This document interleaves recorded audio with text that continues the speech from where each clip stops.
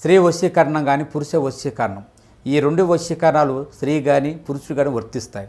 మనం చెప్పిన మాట వినకపోయినా మన దగ్గరికి వచ్చే విధంగా, మనం మాటకి గౌరవించే విధంగా, మనం రమ్మంటే రావాలి, పొమ్మంటే పోవాలి, కూర్చుంటే కూర్చోవాలి, లెమ్మంటే లేవాలి, మనం చెప్పిన మాట గౌరవించి మనం పెళ్లి చేసుకోవాలనే విధంగా కూడా స్త్రీ వశీకరణ కానీ పురుష వశీకరణం కానీ ఉంటుందమ్మా. ఈ వశీకరణం అనేది వాళ్ళకి ఏ విధంగా ఎవరి గురించి మనం చేయాలనుకుంటున్నామో వాళ్ళ పేరు మీద కూడా ఆ వశీకరణం పట్టుకొని ఆ మంత్రం ఒకటి చెప్తాను.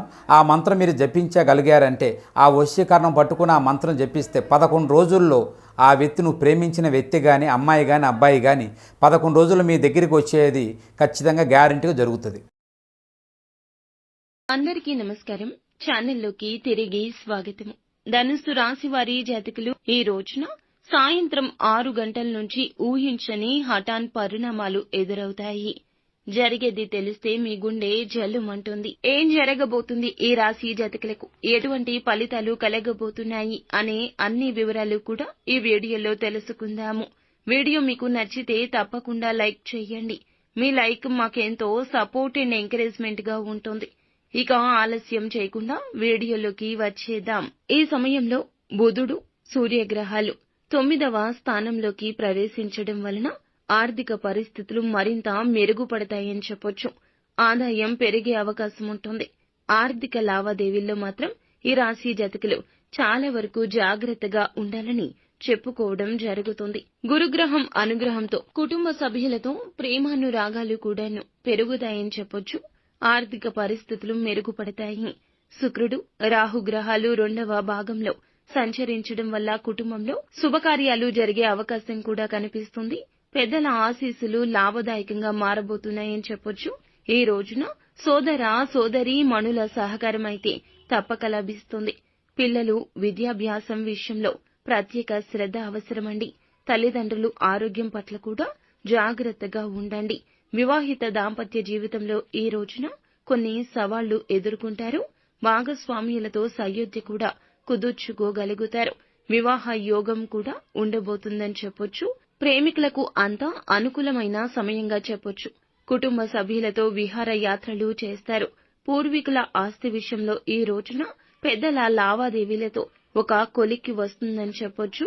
ప్రేమ, వైవాహిక జీవితాల్లో ఏ విధంగా ఉండబోతుందంటే గనక ఈ రోజు అనుకూల సమయంగా ఉండబోతుందని చెప్పుకోవాలి. అయితే ఈ రోజున మనం మొదట్లో చెప్పుకున్నట్లుగా సాయంత్రం 6 గంటలు దాటాక జరిగే సంఘటనలు ఏమిటో మీకు తెలుసా? ఈ సమయంలో చాలా మంచి ఫలితాలు ఉండబోతున్నాయని చెప్పక తప్పదు. జరిగేది మాత్రం ఊహించని ఫలితమండి. ఎందుకు అని అంటే గనక చేసే పనిలో గతం నుంచి కూడాను నిరాశ నిస్పృహలు మిమ్మల్ని ఆవహించి ఉండవచ్చును. ఆ యొక్క పనులు అవడం లేదని, లేదా ఆ పనులు చెయ్యడానికి మీకు ఇంకా ఏదో కావాలి, ధనపరంగా కావచ్చు, మోరల్ సపోర్ట్ కావచ్చు.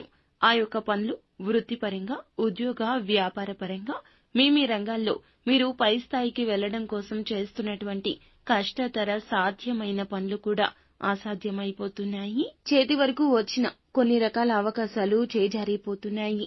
జీవితంలో అస్సలు సుఖం అనేది లేకుండా పోయింది అని నిరాశతో ఉన్న ఈ రాశి జాతకులు ఎదురు చూస్తున్న ఫలితం ఈ రోజున కలగబోతుంది. ఈ సమయంలో సడన్ గా ఈ యొక్క పని అనేది జరిగిపోతుంది. గతం నుంచి వాయిదా పడిన పనులు అన్నీ కూడా చాలా సులభంగా ఈ రోజున మీ ప్రమేయం కూడా లేకుండా పూర్తయిపోతాయని చెప్పొచ్చు. దేవుడైతే మీకు అన్ని విధాలుగా చాలా వరకు అనుకూలంగా అయితే పరిస్థితులు అన్నీ కూడా మార్చబోతున్నాడని చెప్పుకోవాలి.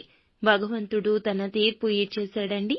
ఈ రోజున ఈ రాశి జాతకులు ధైర్యంగా ఉండండి. ఏ పని చేసినా నిక్కచ్చిగా చెయ్యండి. ఎవరికి ఏ విషయాలు చెప్పవద్దు. చేసే పని గురించి మీరు చేశాక ఫలితం వచ్చాక తెలుసుకుంటారు. అప్పుడు ఆనందిస్తారు, ఆనందపడేవారు. బాధపడేవారు అప్పుడు బాధిస్తారు. ముందుగానే చెప్తే మిమ్మల్ని ఇబ్బంది పెట్టాలి అనుకునేవారు ఒక అవకాశం మీరే ఇచ్చినట్లు అవుతోంది. కావున ఇకనైనా అప్రమత్తంగా ఉండండి. అననుకూలతలు అనుకూలంగా మార్చుకోవడానికి ఈ రాశి జాతకులు నిత్యము కూడాను పరమశివుణ్ణి దర్శించండి. వీలు కుదరకపోతే సోమవారం తిథి నాడైనా పరమశివుణ్ణి దర్శించుకుని మీ చేతులతో అభిషేకం చేయించండి. ఓం నమ శివాయ అనే పంచాక్షరి మంత్రాన్ని నిత్యము పఠించండి.